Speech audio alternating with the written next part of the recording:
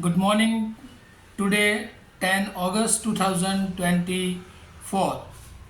આવો આપણે આજે પ્રભુનું વચન નીતિવચનમાં ત્રીજો અધ્યાય અને એની 11મી કલમથી 18મી કલમ સુધી પ્રોવર્બ્સ ચેપ્ટર 3 વર્સ 11 to 18. આવો આપણે પ્રભુનું વચન વાંચીએ.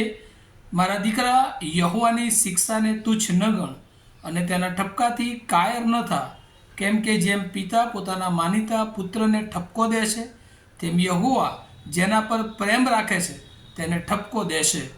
જે માણસને જ્ઞાન મળે છે અને જે માણસ બુદ્ધિ સંપાદન કરે છે તેને ધન્ય છે, કેમ કે તેનો વેપાર રૂપાના વેપાર કરતાં અને તેના લાભ ચોખ્ખા સોનાના લાભ કરતાં શ્રેષ્ઠ છે.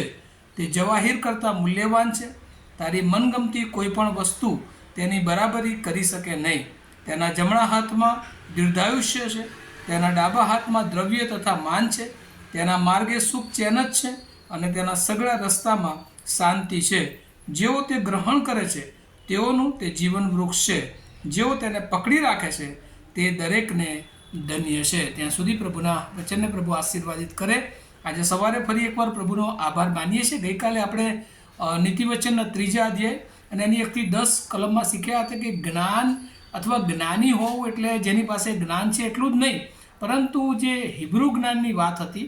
અને એમાં હિબ્રુ જ્ઞાન જ્યારે માણસ પાસે હોય છે એનો મતલબ કે એનો ઈશ્વરના સાથેનો જે સંબંધ છે એ પણ જાણે કે જોવામાં આવે છે.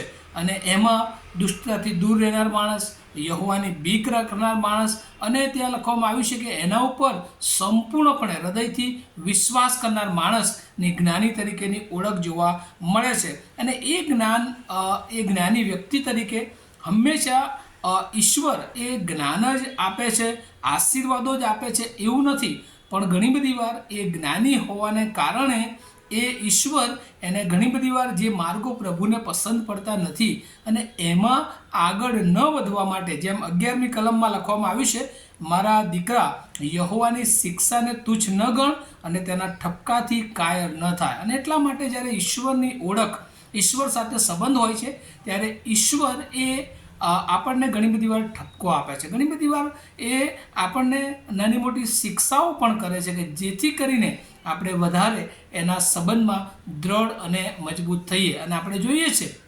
અયુબના જીવનને, કે અયુબના જીવનમાં પણ જે મુશ્કેલીઓ આવી, જે પ્રશ્નો આવ્યા, શૈતાનને એના પર કંટ્રોલ આપવામાં આવ્યો, પણ આખરે એ બધામાં દેવનો એના માટેનો સારો ઈરાદો, સારી યોજના હતી કે જેથી કરીને એ ખરેખર પ્રભુના સંબંધમાં એ ટકી રહે.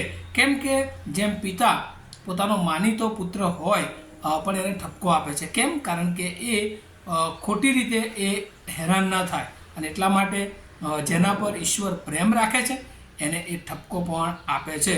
અને એટલા માટે જે માણસને જ્ઞાન મળે છે એ માણસ બુદ્ધિ સંપાદન કરે છે અને એ આશીર્વાદિત છે. કેમ કે જ્યારે જ્યારે ઈશ્વરનું જ્ઞાન મળે છે ત્યારે એ એવું કહેવાય છે કે આ બધા જ પ્રકારના બિઝનેસમાં એ જે લોકો જે ધંધામાં જે ચોખ્ખા સોનાની આશા રાખતા હોય છે કે છે કે આ જ્ઞાન એના કરતાં પણ એ શ્રેષ્ઠ છે, એ જવાહીર કરતાં પણ મૂલ્યવાન છે.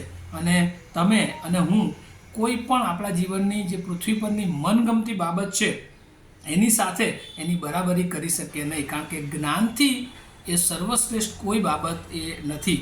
અને એટલા માટે કે જ્ઞાન દ્વારા ઈશ્વરે આપણું ઘર બાંધ્યું છે, જ્ઞાન દ્વારા ઈશ્વર એ આપણને રોજે રોજ ચલાવે છે, જ્ઞાન દ્વારા ઈશ્વરે આપણને દીર્ઘ આયુષ્ય આપ્યું છે, જ્ઞાન દ્વારા ઈશ્વર એ આપણને માન આપે છે. અને જ્યારે જ્ઞાનના માર્ગમાં આપણે આગળ ચાલીએ છીએ ત્યારે આપણે ચોક્કસ એ સુખ ચેન અને દરેક પ્રકારની શાંતિ.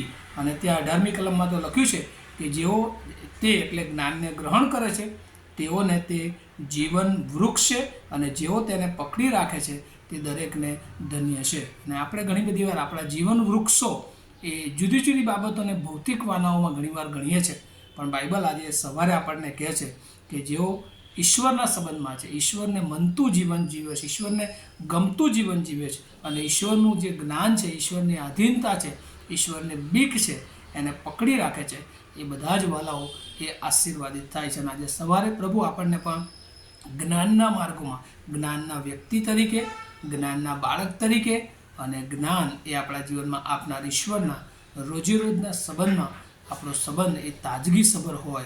રોજ આપણી સવાર એ ઈશ્વર સાથેના હેલ્ધી રિલેશનશિપમાં હોય કે જેથી કરીને આ પૃથ્વી પર અને એથી વિશેષ અનંતકાળિક રીતે પણ આપણે ઈશ્વરની સાથે કાયમને માટે એ જોડાયેલા રહીએ. આ વચનો દ્વારા પ્રભુ એની વિશેષ કૃપા આપણ સર્વને આપો. આમીન. પ્રાર્થના કરીએ. અમારા જીવંત અને દયાળુ ઈશ્વર, અમે તમારો બહુ આભાર માનતા તમારી સ્તુતિ કરીએ છીએ. આજનો દિવસ તમે અમને આપ્યો, જ્ઞાન સંબંધી જે તમે અમને શીખી રહ્યા છો પ્રભુ, તમારું જ્ઞાન, તમારી બુદ્ધિ, તમારા આત્માની દોરવણી અમને આપો. જે કોઈ પ્રભુ આ વચનો સાંભળી રહ્યા છે એ બધાને માટે પ્રભુ એ આત્મિક રીતે આ વચનો એમના જીવનને વધારે તમારી નિકટતામાં લાવનાર બને એવી અમે પ્રાર્થના કરીએ છીએ. પ્રભુ, અમે સગળા આજના દિવસને તમારા સમર્થ હાથોમાં મૂકતા અમારી પ્રાર્થના ઈસુ પ્રભુના નામમાં સાંભળો અને તેનો સ્વીકાર કરો. આમીન. Have a nice day to all of you. Thank you.